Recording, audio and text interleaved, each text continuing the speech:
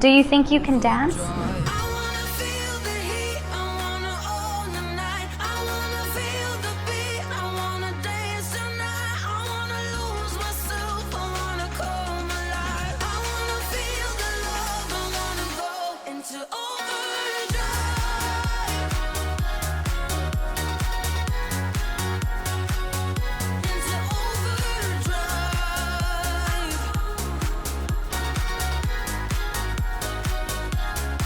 You like that?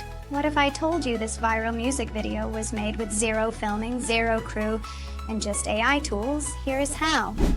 First, I used Kling AI generator with a reference image to create a consistent character for the singers and dancers on stage. Kling also animates them using the new Model 2.0. I used the following prompt to drive quick camera movements: singing and sexy dancing, high energy, high motion. Next, I moved to Higgsfield AI, which allows you to create epic camera movements and smooth transitions. Then I separated the vocals from the music and used Hedra and Dreamina to lip sync the vocals. Here's how it looked after the lip sync, without the music track. I wanna feel the love, I wanna go into overdrive.